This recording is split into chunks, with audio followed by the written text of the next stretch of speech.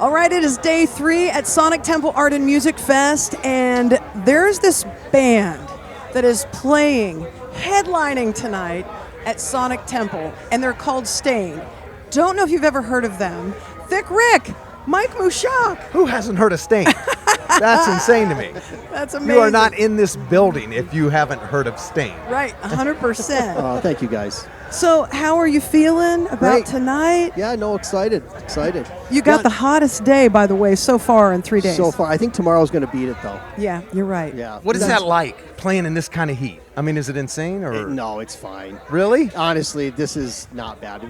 I played way worse. Okay, Yeah. all right. You guys, Yeah. I assume you had like giant fans on you up there, and No. Nothing? I don't know. just play Let's through go it. out, do our thing. I do anyways. Yeah, I don't know. No, I have no fans whatsoever. Are you one to Are you one to play barefooted or no? Is that God, against no. your rules? No, I can't imagine no, that. No, shoes on for sure. Yeah, you got to have that. So we were just talking before we sat down. So remember this, you were here when we had Blitz Bash back in the 90s at Polaris Amphitheater.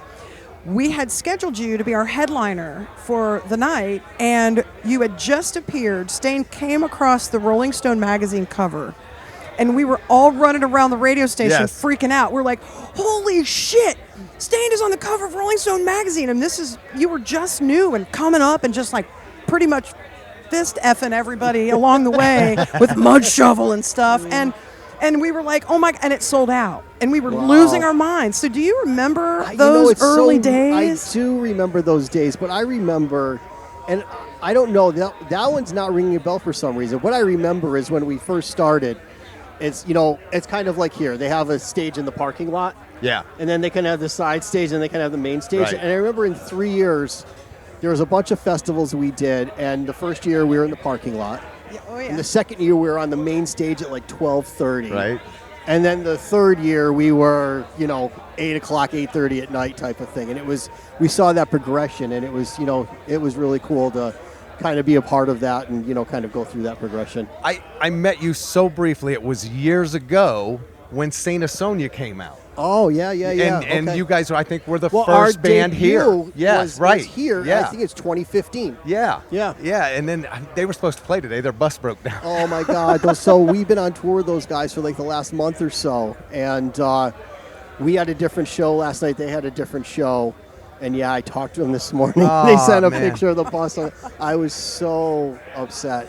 There's about 30,000 people out there that were upset They as well. were losing Oh, it. We just spoke to Jason Hook, who's in Flat Black. I know Jason very well, yep. And he said I said, so Flat Black got moved up to 140 today. Correct. And I said, did that mess you guys up? Were you ready? And they're like, oh yeah, on the fly, whatever. But I did get a text message from Adam that said, hey, you're welcome. Have a good one, man. Love you, or something like that. I was like, oh shit. Right, totally. Yeah. So the days of touring are a lot different now than they were, especially festival styles and things, than, say, family values types of shows.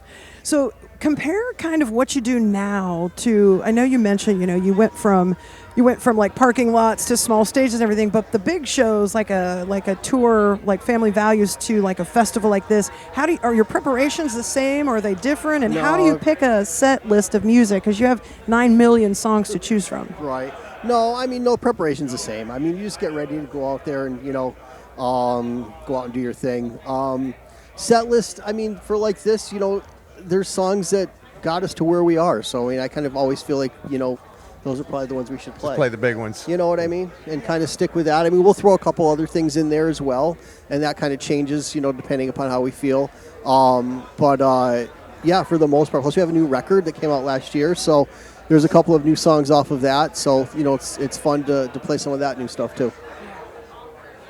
So when you're headlining a show, it's a tour, not festivals. How do you, and you're going to go a little deeper into your set list.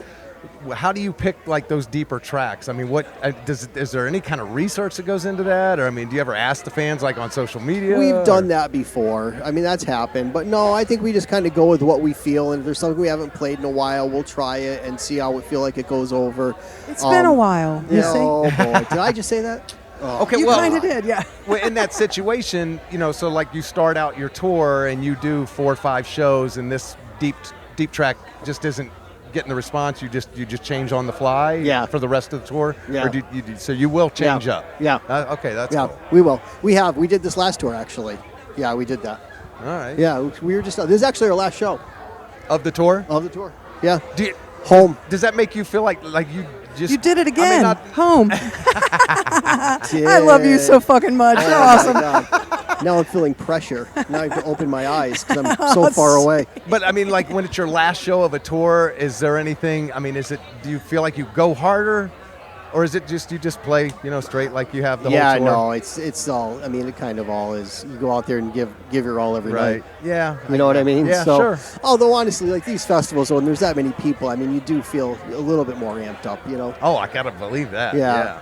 Yeah, that definitely helps. The crowd definitely helps with that. But I mean, I'm looking forward to getting. Actually, my son's out here with me today. He came out. We're hanging out tomorrow too, I think. I want to go home. He wanted to come and see Limp Bizkit and Slipknot. So I mean, I do too. But Tomorrow Where's night? home? Yeah. Connecticut. Connecticut. All right. Yeah, So I see there's like a big cake, and you guys had a plaque presentation with Danny Wimmer. We did, What was yeah. that? What was going on there? well, so Danny's our relationship goes back a lot of years. So Fred Durst signed us with Limp Bizkit, and we were down in Jacksonville right after Christmas of '97. And Danny used to own a bar in Jacksonville called the Milk Bar, and Limp Bizkit was playing New Year's there. And so that's when we met Danny, because we opened for Limp Bizkit at that show, and it was 2 months later that we got signed. So we've known Danny since then and crossed paths, and he was actually our A&R guy in Atlantic Records for one of our records, and obviously he does these festivals. We've played them for years, so he's been a huge supporter of us for a long, long time. And now he's the president of our label, and so I guess they had plaques made. We had the #1 rock record, and we've had 2 #1 singles, so they had plaques made for those and games, which is really nice. That's cool. Is it Alchemy? Yeah. Is that how you say it, Alchemy? Yeah. I read that one day, and a long time ago, and I go, how do you say it? Alcohol? What the? I don't even know what the word means, dude. Alcha. What? Alchemy. You guys, yeah, I actually thought it was Che. See? But I had to Google search that shit, and I was like, oh yeah, no, it's not that. So you guys had taken a bit of a break for a while. You and then Saint Sonia and all that, and Aaron was solo touring, and He still does. He never stops playing. Yeah. Yeah. And he did some shows, I think, with Solly Erna during the He did. during the Pandemic, pandemic. yeah, Yeah, which was down in Obetz. Yeah, he was. Yep. They were here. That was crazy. really cool. High as L. We like them that way. Yeah, for sure. But when you were in that downtime, everything was cool with you guys, right? You Yeah. just were like, it's time to take a little No, bit of a Aaron break. wanted to do his thing. That was it. He wanted to go out and do his country thing, and so that was really kind of what what happened. So he went and did that, and then we got back together in 2019, and the pandemic happened. We had a bunch of plans, but that kind of screwed it for us and a lot of people, and so we picked back up in 21 and finally got the record done, and here we are. Yeah, and when the word was buzzing about, oh my God, there's new Stained coming, were you guys hearing the excitement, or was it just us? Because we were like, Oh my gosh. I don't. goosebumps already just thinking my about it. God. I don't know. I don't have any social media. I don't pay attention to anything. So You're a smart I just man. kind of You go. are. I try to avoid it. I've never had a Facebook page. I've never had MySpace. See, that I'm jealous of. What? That I'm jealous of. Oh, jealous. Yeah, I thought it was like some new social media app I never heard of. Oh, no. Jello stuff. What's that? Watch out. It goes with alchemy. Green Jello will sue you if you say that. Right. So when you guys started to prepare for the new record, you said you'd actually started in 2019 and you had a lot of stuff together and ready to go. But the process of putting that music together, was it same like it was in the old days? Like, oh man, you guys were getting the band back together. It feels good. Like, how did that No, go? it was way different. It was actually really different this time. Aaron's always on the road. He lives in Nashville now. I mean, I still am in New England, in Connecticut. And so no, but we were together on the Korn tour in 21, and that's when a lot of it came together, a lot of the songs. We were actually able to get together, and I could play him some of the ideas, and we went through it that way, and then hired a producer and kind of took it from there. Right on. Okay, quick question, and this is way off because we can only talk about music and excitement like that for so long. So let's say you are allowed to immediately jump back into the past.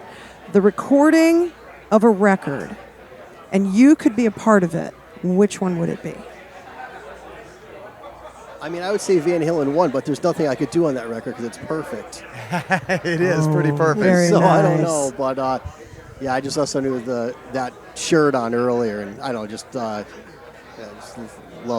Eddie Van Halen. So May he rest in peace. yeah, legend. His son doing pretty well for himself. Yeah, fantastic. Yeah. That's fantastic. What a talented guy. It's in the blood. Yeah, I guess so, right? Did you happen to see when at Yes. Rockville you saw that all go down? You knew exactly what I was wasn't going there. on. I knew what you were Oh, going yeah. to say, but yes, I did see it. Yeah, it was funny. That was really cool. That was I mean, great. his face behind the curtain, and then put the camera on. He's like, Great. Good. "You know who never gets to do a fucking solo? Me." Yeah. Okay, so one last question, and we'll let you rip. Okay. Again, this is way off of the typical stuff. So you go into a restaurant, you order dessert. What is your choice of desserts? Molten cake, Oh my God, that is heaven. probably. Do you have to have milk with it? No, ice cream, though. All right. Yeah. That's even better. Yeah. Vic Rick, what would you pick? Yeah, I might be with that.